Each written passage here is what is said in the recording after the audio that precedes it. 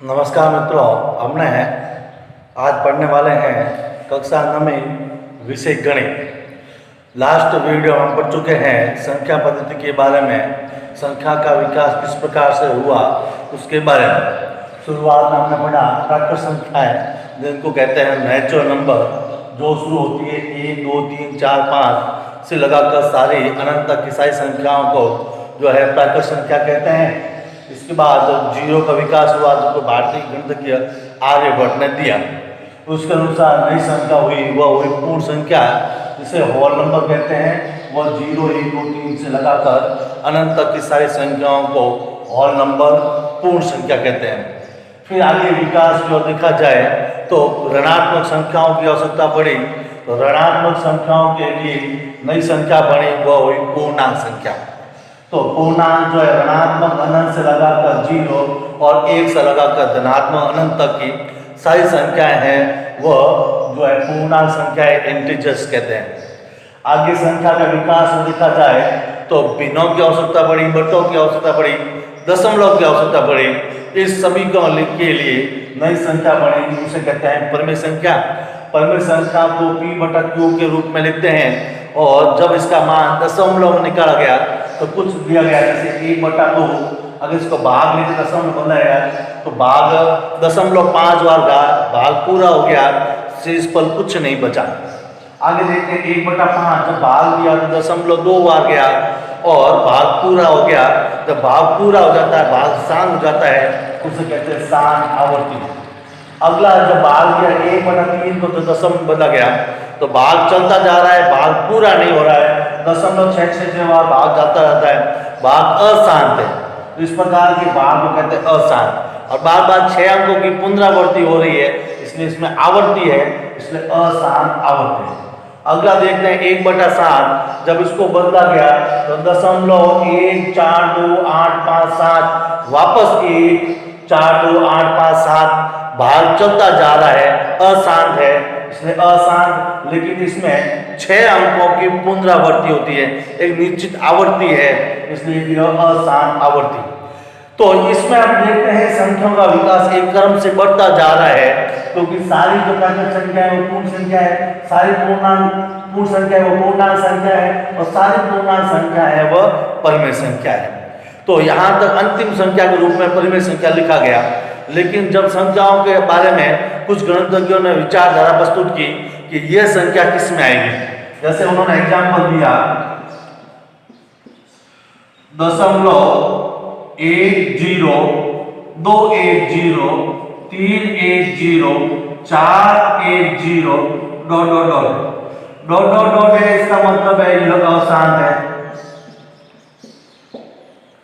और यहां देखते हैं हर बार अंक नया आ रहा है, अंक बढ़ते जा रहे हैं, हर बार 4 अंक, 1 आ रहा है, 3, 1 आ रहा है, इस प्रकार से अंक बढ़ते जा रहे हैं। कोई कॉम्बिनेशन नहीं, फिक्स ये कॉम्बिनेशन नहीं है, हर बार अंक अलग आ रहे हैं, इसका मतलब उसमें कोई आवर्ती नहीं है। जैसे यहाँ 6 अंकों की आवर्ती है, यहाँ अंक 6 की 1 अंक की आवर्ती है, इसमें आवर्ती नहीं है, तो ये हुई अनावर्ती। तो ये अशांत संख्या जो परिमेय संख्या नहीं है, तो इस संख्या को किस में लिखा जाए? तो इस प्रकार से एक नई संख्या का जो आविष्कार हुआ, उसका नाम जो अशांत अनावर्ती का नाम दिया गया अपरिमेय संख्या।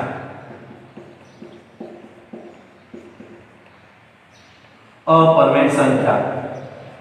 अब अपरिमेय संख्या जो है, इसका दूसरा नाम है अनुसारणी अनावर्ती। दो, अब यहां पर एक क्रम था, अब यह क्रम दूसरा और आ गया, इसका नाम जो है अपरिमेय संख्या अनुसारणी अनावर्ती। अब इस संख्या के अंदर कौन सी संख्या आएगी? तो सबसे पहली संख्या का लिया गया पाई।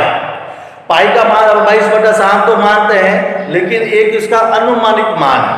जब इसको प्रयास किया भारतीय गणितज्ञ ने, तो उसका 22 अंकों तक उसका उत्तर प्राप्त किया, 50 अंकों तक। उसके बाद भी इसके अंक चलते जा रहे हैं, भाग चलता जा रहा है, और हर बार अंक नया आ रहा है। इस प्रकार से ये अनावर्ती है और अशांत है, तो नई संख्या में पाई को लिया गया।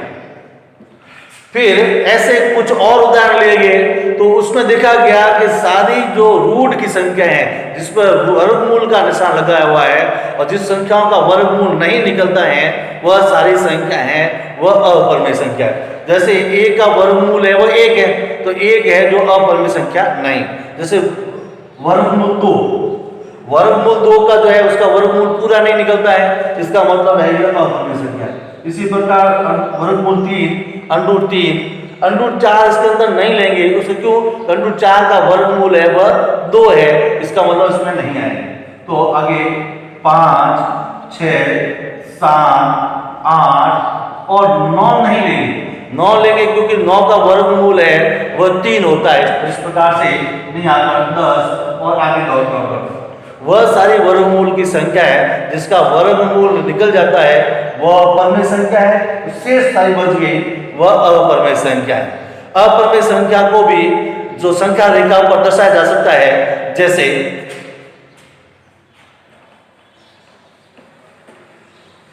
एक निश्चित मान के अनुसार अंतर रेखा खींचा जाए इसका मान भी इस प्रकार से आ सकता है। जैसे एक रेखा लेते हैं और अपने को सामान्य ज्ञान कहते हैं कि पहला अक्षर 0, वर्गमूल 1, वर्गमूल 2, अंडूट 3, अंडूट 4, अंडूट 5, अंडूट 6, अंडूट 7, अंडूट 8, अंडूट 9, अंडूट 10, इस प्रकार से कर दो। क्योंकि 1 का 0 तो 0 है, 1 का वर्गमूल 1 और अंडूट 4 का वर्गमूल 2 और अंडूट 9 का वर्गमूल 3। इस प्रकार से जो जिस संख्याओं का वर्गमूल निकल गया वो तो सारी संख्या है, जैसे कि 1, अंडूट 4, अंडूट 9, ये छोड़कर शेष संख्या है वह अपरिमेय संख्या है। और ये जो अपरिमेय संख्या है, जैसे 1 और 2 के बीच में अंडूट 3 और अंडूट 2, ये दो जो है अपरिमेय संख्या आ सकती है। और 2 और 3 के बीच में अंडूट 5, अंडूट 6, अंडूट 7 और अंडूट 8 का मान आता है। इस प्रकार से अपरिमेय संख्याओं को भी संख्या रेखा पर दर्शाया जा सकता है और इस प्रकार से ऋणात्मक में लिया जा सकता है। जैसे माइनस का 1, माइनस का 2 का और आगे डॉट। इस प्रकार से जो है ऋणात्मक संख्याओं को भी जो है अपरिमेय संख्या में लिया जा सकता है और ये सारी संख्या है वह अपरिमेय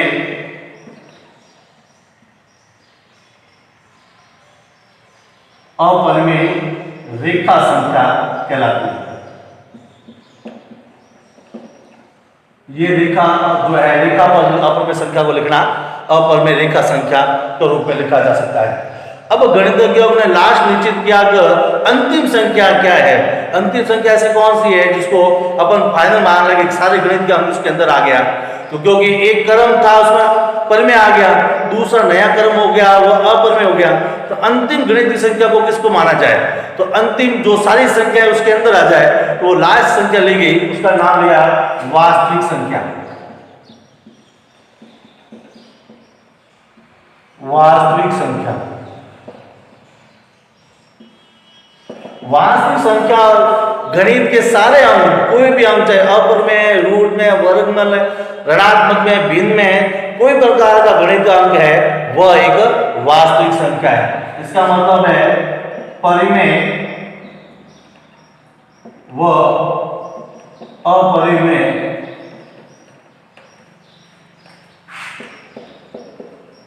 संख्या मिलकर वास्तविक संख्या, वास्तविक संख्या कहलाती है।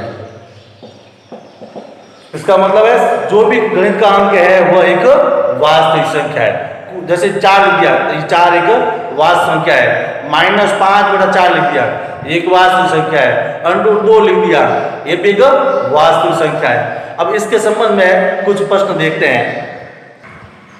तो 2 प्रश्न लिए हमने, प्रश्नावली 1.1 के 2 प्रश्न।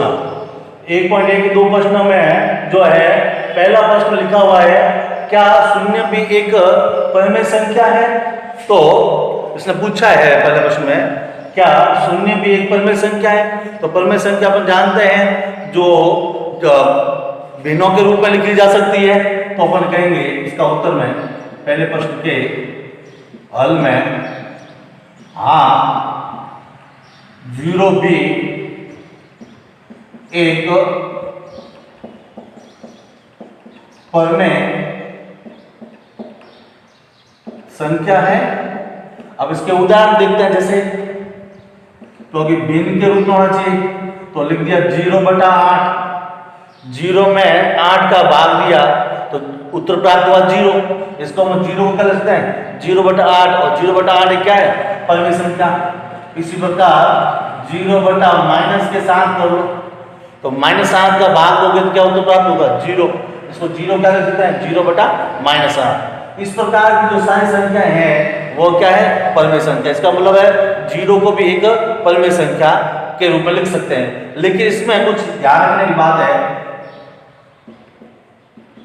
लेकिन ये ध्यान रखें कि 0 नीचे नहीं हो। जैसे 8/0 अपने को जानकारी है 0 को किसी भी संख्या में भाग नहीं किया जा सकता, ये एक अपरिभाषित है।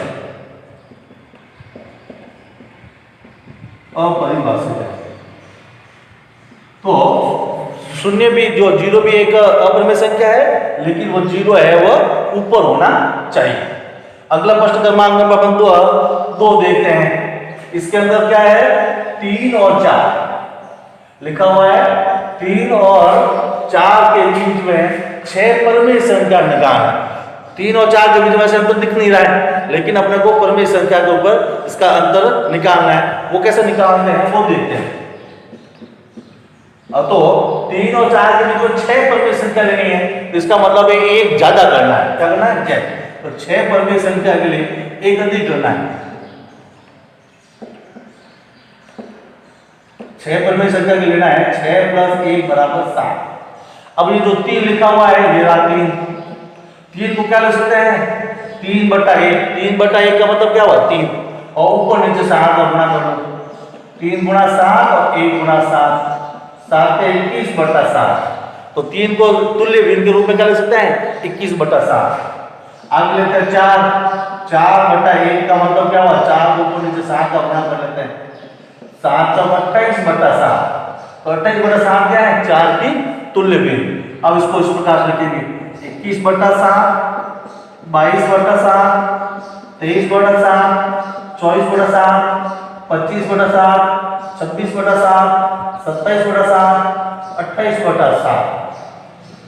21/7 का मतलब क्या हुआ? 3 और 28/7 का मतलब क्या हुआ? 4। तो 3 और 4 के बीच में कितनी संख्या चाहिए? 6। ये देखो 6। 1 2 3 4 5 6। इसका मतलब है इसके बीच में 6 परिमेय संख्या होगी।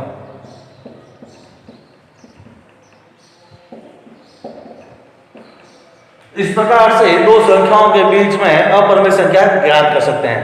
ऐसा ही आपको होमवर्क के लिए एक प्रश्न घर पे देते हैं, वो कैसे करना देखना है।